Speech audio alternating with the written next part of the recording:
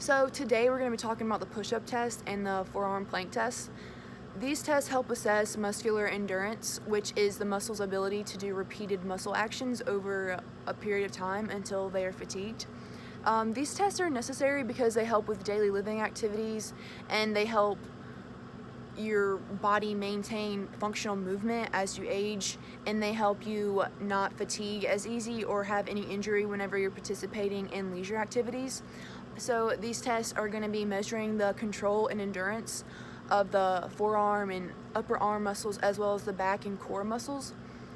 So first, with the push-up test, we're going to start by going through the informed consent and addressing and assessing all health risks, and then we're gonna start with a warm-up, doing like dynamic exercise such as high knees and butt kicks.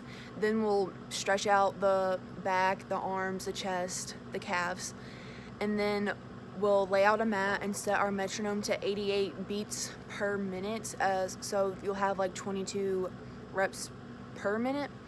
And then you'll have your client get on their hands and knees, and for men specifically, the thing that's going to be in contact, the two things that are going to be in contact with the mat the entire time are your hands and your toes.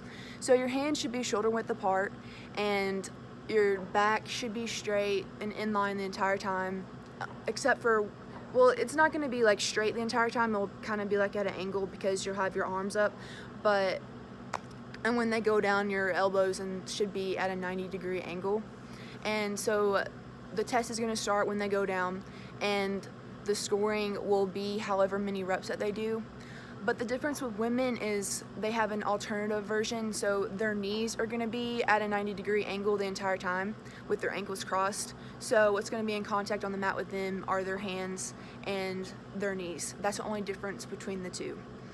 And then with the forearm plank test, we're going to go through the same thing. We're going to do informed consent, do health risks, do a warm-up with high knees and stuff and stretch out, and then lay out a mat and have our shoes off the entire after you do your warm-up.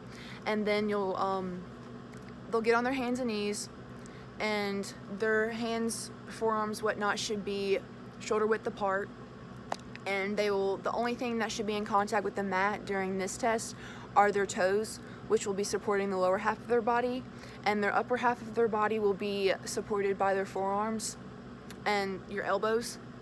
So, and then their test will start by using a stopwatch, and it'll start with whenever they get into that position.